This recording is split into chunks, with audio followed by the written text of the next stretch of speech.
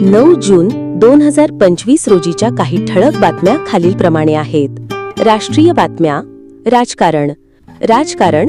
पंतप्रधान मोदींच्या नेतृत्वाखालील एनडीए सरकार महिलांच्या नेतृत्वाखालील विकासाचे 11 वर्षे पूर्ण करत आहे. पंतप्रधान मोदींनी विज्ञान, खेळ आणि संरक्षण क्षेत्रात महिलांच्या यशाची प्रशंसा केली. राहुल गांधींच्या निवडणूक आयोगावरील आरोपांवरून वाद सुरू आहे. निवडणूक आयोगाने औपचारिक तक्रार दाखल करण्याचे आवाहन केले आहे, तर भाजपने राहुल गांधींवर जनमताचा अनादर केल्याचा आरोप केला आहे. चिराग पासवान यांच्या लोक जनशक्ती पक्ष रामविलास ने 2025च्या बिहार विधानसभा निवडणुकीत सर्व 243 जागांवर निवडणूक लढवण्याची घोषणा केली आहे. केंद्रीय गृहमंत्री अमित शहा यांनी 2026च्या तामिळनाडू निवडणुकीत डीएमके सरकार संपुष्टात येईल आणि भाजप AIADMK एनडीए आघाडी सत्तेवर येईल असा अंदाज व्यक्त केला आहे. कायदा आणि सुव्यवस्था. मणिपूरमध्ये एका मैतेई नेत्याच्या अटकेनंतर तणाव वाढला आहे. कायदा आणि सुव्यवस्था राखण्यासाठी इम्फाल खोऱ्यातील 5 जिल्ह्यांमध्ये इंटरनेट सेवा निलंबित करण्यात आली आहे आणि संचारबंदी लागू करण्यात आली आहे. अलाहाबाद उच्च न्यायालयाचे न्यायमूर्ती यशवंत वर्मा यांच्यावरील भ्रष्टाचाराच्या आरोपांमुळे सरकार त्यांच्यावर महाभियोग चालवण्याचा विचार करत आहे. त्यांना संसदेतून काढले जाण्यापासून वाचण्यासाठी राजीनामा हा एकमेव पर्याय आहे. आरोग्य. भारतात कोविड-19चे सक्रिय रुग्ण 6000 पेक्षा जास्त झाले आहेत, तर 759 नवीन प्रकरणे समोर आली आहेत. केरळ हे सर्वाधिक प्रभावित राज्य आहे. शैक्षणिक बातम्या. नवीन शैक्षणिक धोरण NEP अंमलबजावणी. शिक्षण मंत्रालयाने NEP 2020च्या अंमलबजावणीच्या प्रगतीचा आढावा घेतला असून येत्या शैक्षणिक वर्षात उच्च शिक्षणात अधिक लवचिकता आणण्यासाठी नवीन मार्गदर्शक तत्त्वे जारी केली आहेत. CBSE बोर्डाने 10वी आणि 12वीच्या अभ्यासक्रमात काही सुधारणा जाहीर केल्या आहेत. यात कौशल्य आधारित शिक्षणावर अधिक भर दिला जाणार आहे. तंत्रज्ञान आणि शिक्षण.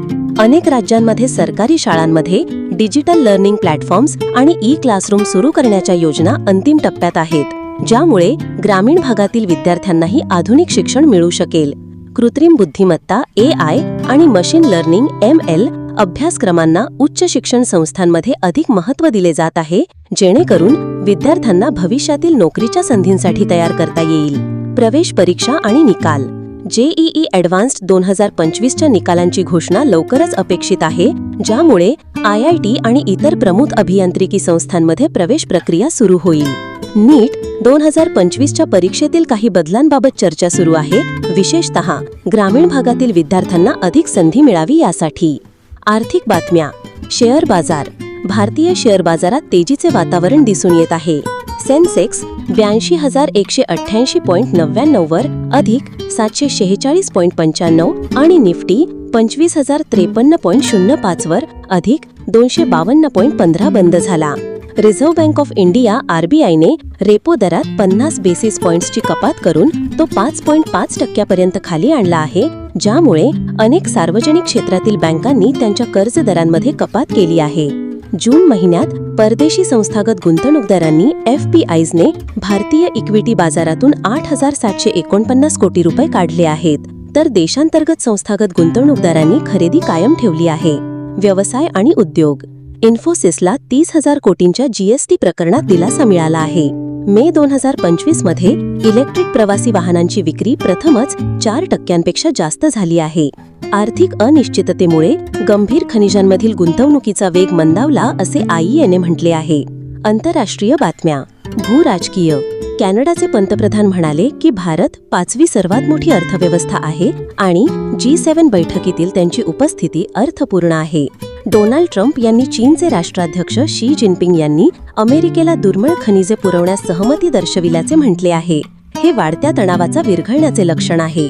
रशियन सैन्याने युक्रेनवर पुन्हा हल्ला केला असून खार्किव्हवर शक्तिशाली हल्ला झाल्याचे महापौर म्हणाले. क्रीडा बातम्या.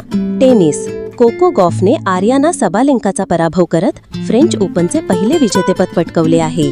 इटालियन जोडी इराणी पाओलिनी यांनी 2025 फ्रेंच ओपन महिला दुहेरीचे विजेतेपद पटकवले.